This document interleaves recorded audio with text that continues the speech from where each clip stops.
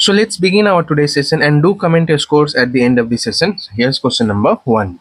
With reference to National Cooperative Development Cooperation Amendment Act 2026, which of the following statements correctly explain the objection raised by the Samyukt Kisan Morcha? पहला statement कह रहा है cooperation falls under the state list of the 7th schedule. The second statement है the act permits the NCDC to directly intervene in cooperative societies and take their shares. Third है the act was passed by parliament without any state's consent being sought. तो हमें बताना है correct answer क्या होगा. सो इसका answer क्या हो जाएगा. इसका आंसर हो जाएगा option A, that is first and second statement हमारा सही है. थर्ड स्टेटमेंट बिल्कुल भी गलत है. यहाँ पे पहला स्टेटमेंट बिल्कुल भी सही है क्योंकि संयुक्त किसान मोर्चा ने साइड किया कि 7th शेड्यूल टू आर्गो cooperation is a state subject. ठीक है, कोऑपरेटिव हमारा स्टेट सब्जेक्ट है, राइट. और ये कोऑपरेटिव कब स्टैब्लिश करा गया था? ये 97th कॉन्स्टिट्यूशनल अमेंडमेंट एक्ट के थ्रू स्टैब्लिश करा गया था, है ना. And it is in part right, part 9B में है ना. Do not confuse, part 9B में है. पार्ट 9 में तो पंचायत से है ना. पार्ट 9B में कोऑपरेटिव्स मेंशन्ड है and it is under article 19 clause 1 clause C के तहत है, राइट. और DPSP में भी मेंशन है about cooperatives under article 43B, है ना. 43B, remember, right? So these are something few important points to remember for exam. Second statement भी हमारे यहाँ पे करेक्ट है क्योंकि law permits NCDC to directly intervene and take their sales openly. ठीक है. और थर्ड स्टेटमेंट हमारे यहाँ पे इनकरेक्ट हो जाता है क्योंकि ऐसा कुछ भी मेंशन नहीं करेगा कि स्टेट्स का परमिशन लिया गया है, नहीं लिया गया है, बाईपास करा गया है. There is nothing about it. So third statement हमारा इनकरेक्ट हो जाता है. ओके, नाउ हमारा अगला क्वेश्चन है match the following water bodies authorities with their correct description. Match करना है, राइट. सो पहला है बॉडी है कावेरी वाटर मैनेजमेंट अथॉरिटी. फिर है सेकंड है Krishna river management board. Third है कृष्णा वाटर डिस्प्यूट ट्रिब्यूनल. और मैच हमें किससे करना है? डिस्क्रिप्शन मेंशन करा हुआ है. पहला है decided to share water only for drinking needs not irrigation. Second है constituted for supervising CWMA related pro rate release disputes. And third है manages joint storage at Srisalam and Nagarjun. सो बताना है कौन सा किसका हो जाएगा, है ना. मैच करना है.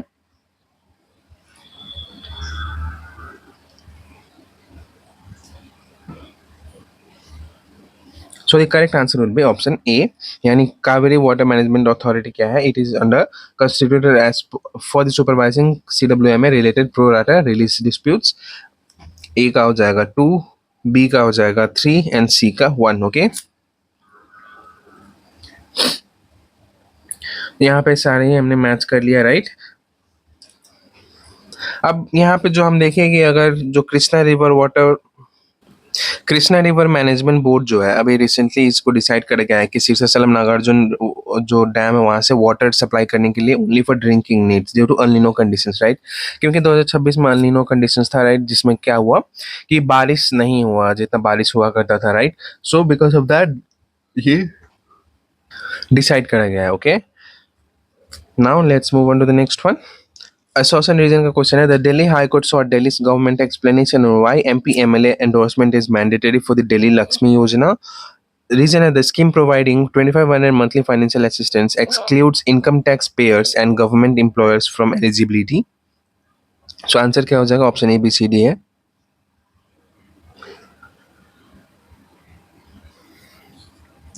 सो हमारा आंसर हो जाएगा option B, that is both are correct. Both association and reason हमारा करेक्ट है, but reason is not the correct explanation for association.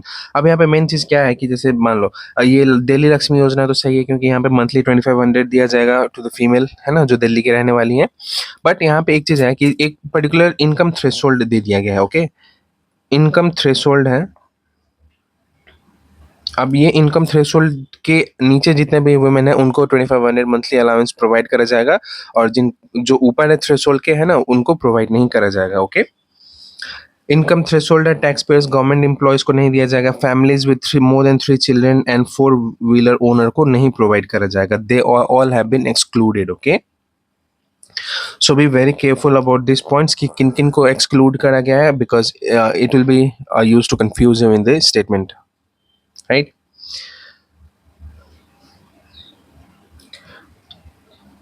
So हमारा अब so you can join us on Telegram and WhatsApp channel as well for the PDF of the session, and also if you want to practice more MCQs. right? So our next question is association and region itself. Press note, India's press note 3 2020 restriction on FDI apply to an entity from a country sharing a land border with India. Reason for it is, in March 2026, the center eased these restrictions to allow automatic FDI route where border sharing countries hold less than 10% stake. So हमारा answer क्या हो जाएगा इसका? The answer is option A, that is both association and region are correct and region is the correct explanation of A. अब press note 3 जो है ये 2020 में लाया गया था, जिसमें क्या करा गया था कि जितने भी लैंड बॉर्डरिंग कंट्रीज हैं, इंडिया का है ना, लैंड बॉर्डरिंग कंट्रीज है, उनको क्या कर दिया गया था, उनको जो जितने भी हमारे कंपनीज थे है ना, उनमें मतलब क्या कर रहा था, जब कोविड के टाइम में हुआ था बेसिकली ये है ना, तो कोविड के टाइम में जो इंडस्ट्रीज कंपनीज को हिट कर दिया गया था, उनका स्टेक्स सारे जो डिफरेंट कंट्रीज है वो इन्वेस्ट करके उनको कंट्रोल करना चाह रहे थे, राइट? सो अब संडे ने क्या किया था, एक प्रेस नोट रिलीज कर दिया था जिसमें ये मेंशन करा गया था कि जितने भी कंट्रीज है इंडिया से लैंड बॉर्डरिंग कंट्रीज है, they will not be allowed automatic route के थ्रू, ठीक है, they have to first take permission, right? So यहाँ पे लैंड बॉर्डर कंट्रीज मेंशन करे गए थे जिसमें पाकिस्तान, चाइना, बांग्लादेश, नेपाल एंड भूटान वो इंक्लूडेड है ना। और यहाँ पे अब ये रिसेंटली क्या कर दिया गया है, इसमें 10% तक स्टेक होल्ड कर सकते हैं थ्रू ऑटोमेटिक रूट, ऐसा मेंशन करा गया है। ओके, सो अब कंफ्यूज मत करना, क्योंकि अब 10% तक या उससे लेस स्टेक ऑटोमेटिक रूट से अक्वायर करा जा सकता है, but not more than that. More अगर 10% से ज्यादा है, then still they need to get the government's permission first. Okay,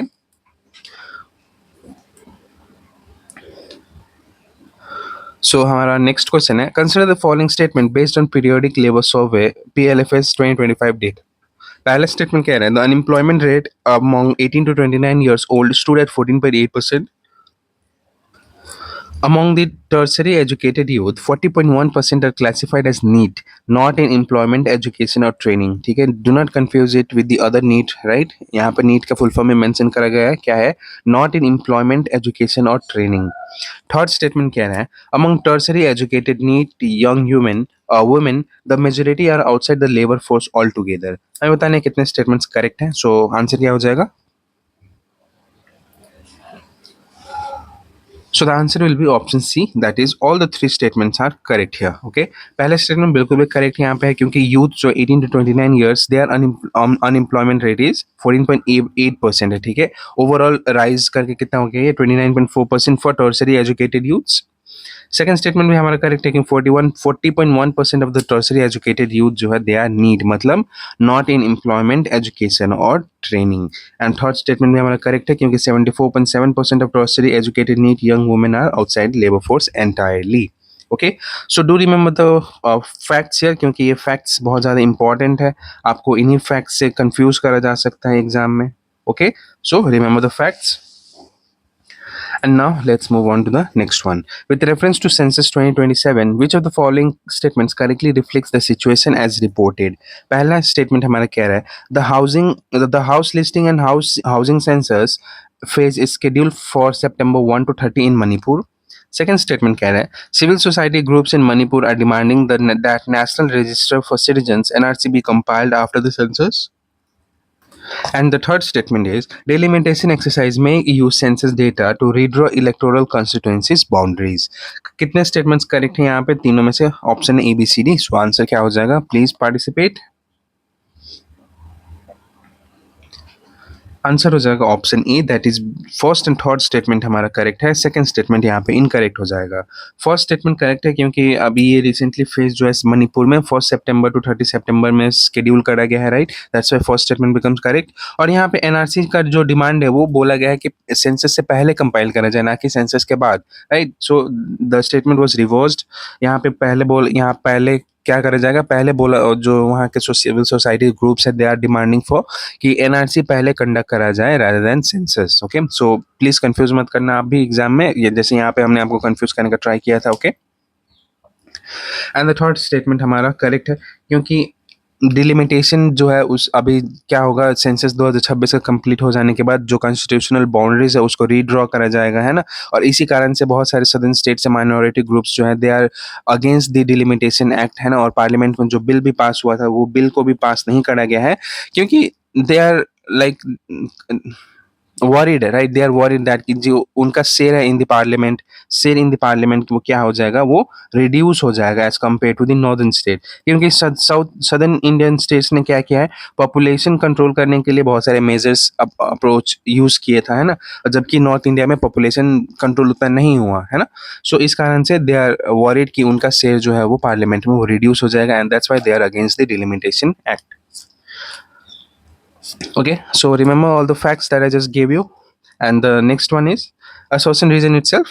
The assertion क्या है, the Supreme Court in case Puttaswamy versus Union of India recognized the right to privacy as a fundamental right under Article 21, and reason क्या बोला गया, the Digital Personal Data Protection Act 2023 fully regulates the surveillance of individuals in public spaces. So क्या हो जाएगा इसका answer? So the answer will be option C, A is true but R is wrong, है ना। आश्वासन हमारा सही है, रीजन यहाँ पे गलत है। आश्वासन बिल्कुल भी सही है यहाँ पे, क्योंकि case Puttaswamy versus Union of India 2017 में ही सुप्रीम कोर्ट ने फंडामेंटल राइट, प्राइवेसी को as a fundamental right declare करा था, ओके, अंडर आर्टिकल 21, इसीलिए हमारा ये गलत हो, सही हो जाता है स्टेटमेंट। सेकेंड स्टेटमेंट हमारा रीजन जो है ये गलत है, क्योंकि the digital personal protection act, DPDP act जो है ये फुली रेगुलेट नहीं करता है सर्वेलेंस इन पब्लिक स्पेसेस को, ठीक है। ये यहाँ पे क्या है, यहाँ पे एक रेगुलेटरी गैप है, ठीक है। जैसे कि अभी आपने ध्यान दिया होगा कि नीट प्रोटेस्ट जो हो रहा था वहाँ पे एआई ग्लासेस के थ्रू, है ना, जो कैमरा वाले ग्लासेस होते हैं उसके थ्रू सर्विलेंस करा जा रहा था, राइट। सो उससे रिगार्डिंग अभी तक कोई भी एक पर्टिकुलर फ्रेमवर्क, गाइडलाइन या रेगुलेटरी ऐसा नहीं है, there is a regulatory gap, right. So please remember कि जो हमारा सर्विलियंस से रिलेटेड है, स्मार्ट ग्लासेस वगैरह जो हम यूज़ करते हैं ना, उससे रिलेटेड कोई एक अभी पर्टिकुलर फ्रेमवर्क या गाइडलाइन या ऐसा कुछ नहीं है, there is a regulatory gap, okay, right. और इसी पॉइंट को यूज़ करके आपको एग्जाम में भी कंफ्यूज करा जा सकता है, सो बी वेरी केयरफुल। अब चलिए अगला क्वेश्चन देखते हैं। Consider the following statement about the India semiconductor mission and Tata semiconductor assembly test facility. पहला स्टेटमेंट कह रहा है, the TSAT facility is located in Jagi Road, Moregaon district, Assam. Second statement says the project is valued at approximately 27,000 crore. और third statement हमारा क्या है, semiconductor clean rooms require ISO class 1 to class 5 vibration damped standards. अब हमें बताना है correct statement कितने हैं तीनों में से। तो इसका आंसर हो जाएगा ऑप्शन सी, यानी कि तीनों ही स्टेटमेंट हमारा बिल्कुल भी सही है यहाँ पे, है ना। TSAT फैसिलिटी जो अभी रिसेंटली टाटा का है, ये जग्गी रोड मोरेगांव में डेवलप करा जा रहा है आसाम में, ठीक है। It is 55 kilometre east of Guwahati, और ये हमारा पहला स्टेटमेंट सही हो जाता है। सेकंड भी सही है, क्योंकि it is approximately valued 27,000 crore के आसपास है इसका वैल्यूएशन, ठीक है। तो ये भी करेक्ट है हमारा। एंड थर्ड स्टेटमेंट यहाँ पे हमारा ये भी करेक्ट है, क्योंकि ISO स्टैंडर्ड्स है कि class 1 to class 5 vibration damped clean rooms होना चाहिए, ताकि क्या करा जा सके, प्रिवेंट करा जा सके क्या, माइक्रोस्कोपिक डस्ट कंटेमिनेशन, है ना। सेमीकंडक्टर्स वगैरह में डस्ट वगैरह भी थोड़ा सा भी रह जाता है तो it will not work properly, है ना, वो काम करना बंद कर देंगे, खराब हो जाएंगे। इसीलिए यहाँ पे वाइब्रेशन डैम क्लीन रूम है to prevent dust contamination, right. एंड यहाँ पे एक चीज़ आप कंफ्यूज कर सकते हैं कि लोकेशन के बारे में देख के आपको कंफ्यूज करा जा सकता है, क्योंकि टाटा का सेमीकंडक्टर फैसिलिटी धोलेरा गुजरात में भी है, right. So do not mix up the things, ये मोरेगांव वाला डिफरेंट है टाटा का, एंड जो धोलेरा वाला है that is different. So now moving on to the next one. Consider the following statement regarding the Joint Committee on Parliament examining the One Nation One Election bill. पहला statement कह रहा है, the former Union Minister P. Chidambaram opposed the bill, calling them monstrous and unconstitutional. Second statement कह रहा है, Chidambaram argued that curtailing a legislative fixed 5-year tenure violates the Constitution's basic structure. And third है, all Padma awardee who appeared before the committee unanimously supported simultaneous elections. हमें बताना है कितने statements incorrect है। Remember यहाँ पे क्या पूछा गया है, आपको इनकरेक्ट स्टेटमेंट पूछा गया है, ना कि correct statement, okay. So be very careful. So इसका आंसर क्या हो जाएगा, इसका आंसर हो जाएगा option A, that is only one statement is incorrect. कौन सा है वो, ऑप्शन 3 है। बाकी के दोनों स्टेटमेंट हमारा क्या है यहाँ पे, पहला और दूसरा स्टेटमेंट सही है, क्योंकि P Chidambaram oppose the bill by calling them exact monstrous and unconstitutional. And second statement भी हमारा करेक्ट है, क्योंकि he argued that directly undermines constitutional principles and parliamentary democracy, right? ऐसे बोल के आर्गू कर रहा था. And the third statement is incorrect क्योंकि कुछ नहीं किया था, सब ने नहीं किया था, right? यहाँ पे भी extreme word use करा गया था, all Padma awardees, but that's not the case. यहाँ पे few opposed the bill and few supported the bill, okay? Simultaneous elections को support करा and किसी ने नहीं support किया ये बोल के कि it would create chaos, right? So remember JPC जो है joint parliamentary committee, it is an ad hoc committee, okay? मतलब ये टेम्परेरी बेसिस पे फॉर्म करा जाता है for specific purpose. And that's in this question. Now let's move on to the next one. With reference to third round of airport privatization in India, consider the following statements. पहला statement है, the Public-Private Partnership Appraisal Committee approved privatization covering 11 airports in 5 bundles. Second है, the Ministry of Civil Aviation plans to cap the number of bundles that can be awarded to single bidder. And third statement कह रहा है, in the previous round of airport privatization, bids for all 6 airports on offer were won by Adani Group. यहाँ पे हमें बताना है कितने statements correct हैं. So इसका आंसर क्या हो जाएगा? The answer will be option C. That is all the 3 statements are correct here. यानी कि फर्स्ट सेकंड थर्ड तीनों स्टेटमेंट्स हमारा करेक्ट है. अभी नए 11 एयरपोर्ट्स को प्राइवेटाइज करने के बाद करा जा रहा है अंडर 5 बंडल्स. तो ये टोटल बंडल्स क्या क्या है, पांचों बंडल में से कौन कौन से किस बंडल में बिलोंग करता है? तो पहला बंडल में है कौन कौन सा एयरपोर्ट आ जाएगा पहला बंडल में. यहाँ पे 1 लिख देता हूँ. यहाँ पे आ जाएगा वाराणसी प्लस गया एंड कुशीनगर, ओके? ये पहला बंडल हो गया. दूसरा बंडल में कौन कौन है? दूसरा बंडल में भुवनेश्वर प्लस हुबाली. फिर तीसरा आ जाएगा, तीसरा बंडल में कौन कौन है? रायपुर, रायपुर छत्तीसगढ़, ओके? एंड औरंगाबाद. औरंगाबाद कहाँ पे है? औरंगाबाद महाराष्ट्र में हमारा, है ना? फिर फोर्थ पैकेज में क्या आ जाएगा? त्रिचुपल्ली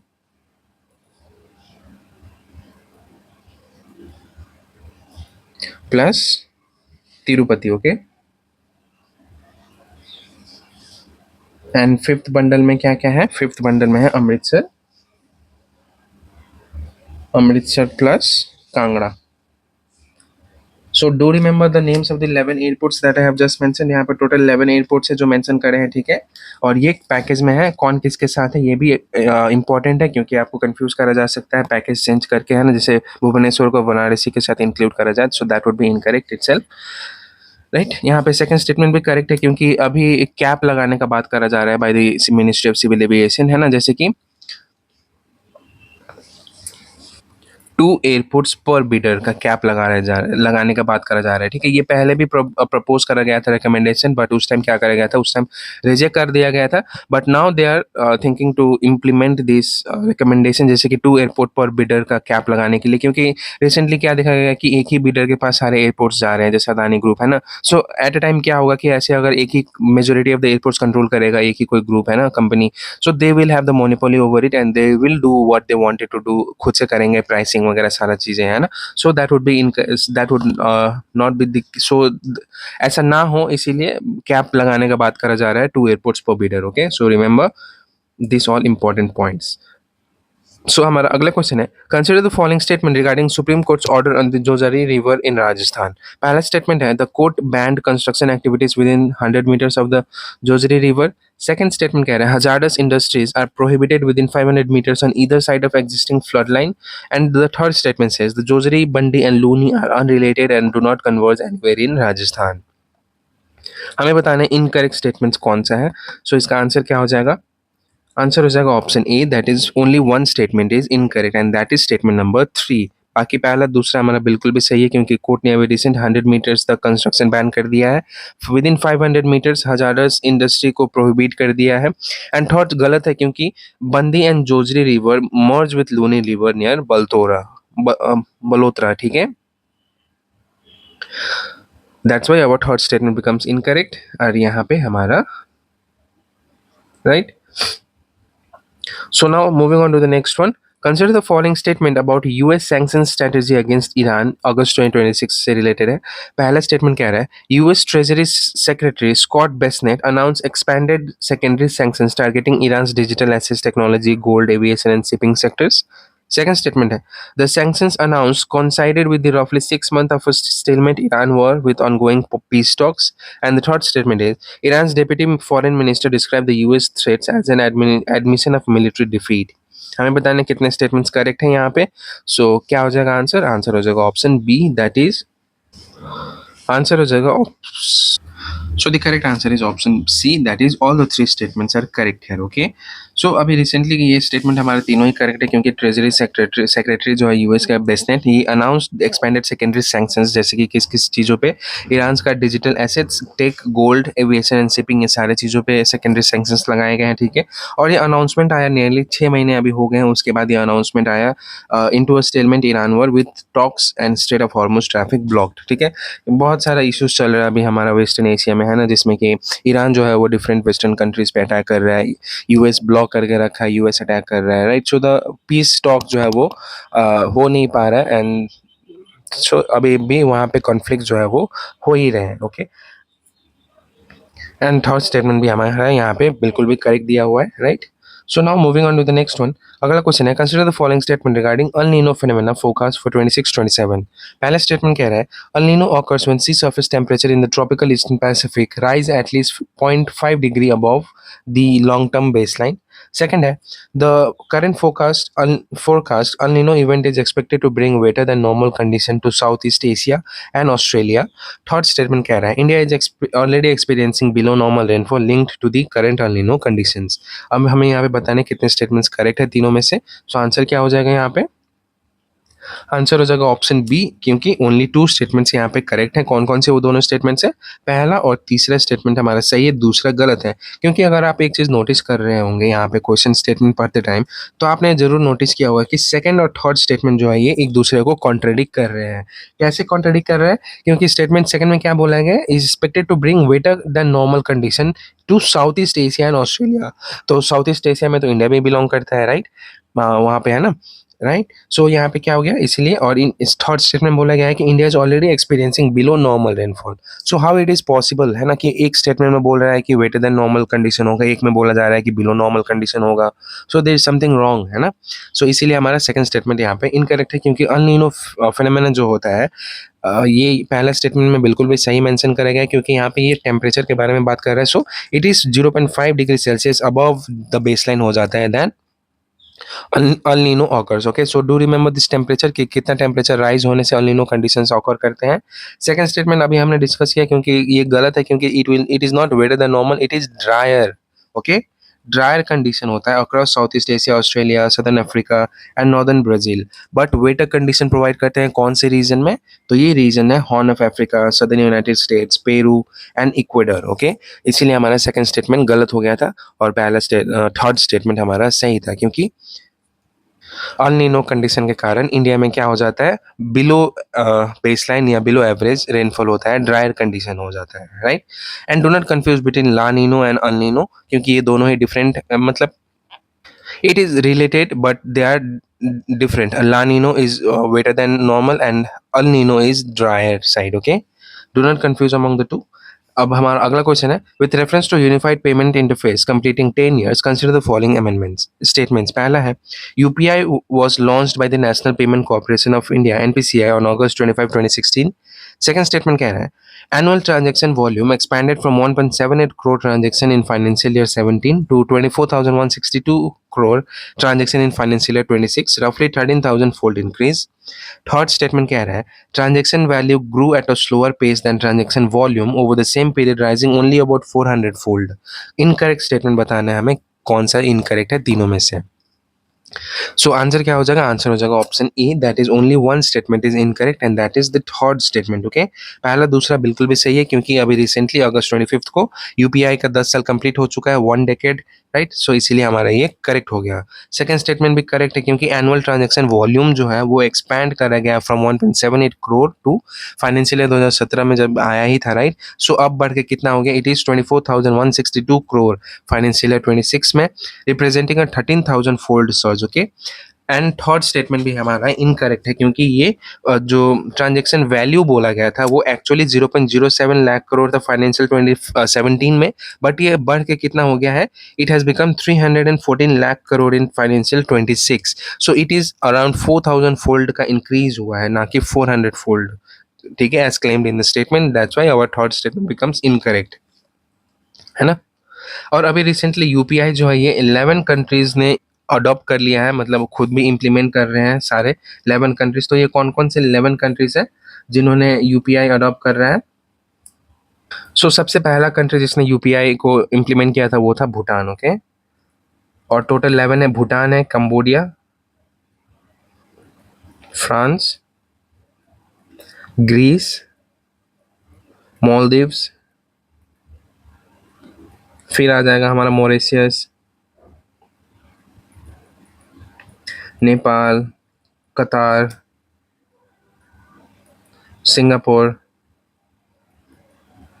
श्रीलंका, ठीक है, और यूएई, है ना। तो ये टोटल 11 कंट्रीज है जिन्होंने यूपीआई इंप्लीमेंट किया है अपने यहाँ भी, okay. So now moving on to the next one, ये हमारा सेशन का लास्ट क्वेश्चन रहने वाला है, question number 15। With reference to Center's proposed amendments to the Medical Device Rule 2017, consider the following statements. पहला statement क्या कह रहा है? Manufacturers outsourcing sterilization of medical device will no longer need a separate loan license for the sterilization activity, provided the facility already holds a valid license. Second statement कह रहा है? The amendment to Rule 63 removes the European Union from the list of jurisdiction recognized for waiving clinical investigation requirement. And third, a 6-month transition period has been provided for companies to modify labels and packaging under the revised framework. Correct statement बताना है तीनों में से कितने statement हमारा correct हो जाएगा। So the answer is option B, that is only 2 statements are correct है। पहला स्टेटमेंट और तीसरा स्टेटमेंट सही है, सेकंड स्टेटमेंट हमारा गलत है। अभी रिसेंटली ये रूल 44 को अमेंड करके ये बोला गया था कि जो मैन्युफैक्चरर आउटसोर्स करते हैं sterilization to a facility already है ना, उनके लिए अलग से लाइसेंस नहीं चाहिए। जिन अगर किसी फैसिलिटीज़ के पास ऑलरेडी लाइसेंस है, so they do not need they do not need to obtain a separate loan licence, ठीक है, वो उसी लाइसेंस के थ्रू अप्लाई कर सकते हैं। इसीलिए हमारा पहला स्टेटमेंट सही है। सेकंड स्टेटमेंट गलत है क्योंकि रूल 63 में क्या किया है, इसने ऐड किया है ना कि रिमूव किया है, okay. So that was the confusing और trap part set up in the second statement कि आपको कंफ्यूज करा जा सके बाय एक्सक्लूड करके बोला गया था ना, बट वो इंक्लूड करा गया है, okay. In adds the European Union to the list of jurisdiction alongside US, UK, Australia, Canada, Japan, whose approval can waive clinical investigation requirements, okay। And third statement हमारा करेक्ट है क्योंकि 6 month transition period provide करा गया है to the companies. So do not confuse, जैसे अभी हमने आपको सेकंड स्टेटमेंट में कंफ्यूज करा था, है ना। And that's all in this session. So do join us on Telegram and WhatsApp channel for more if you want to practice more MCQs, and that's all in this session. I hope आपको हमारा session पसंद आया हो तो video को like करें, comment करके बताएं कैसा लगा, अपने फ्रेंड्स के साथ भी शेयर करें और सब्सक्राइब करना ना भूलें। So let's see you all in another session.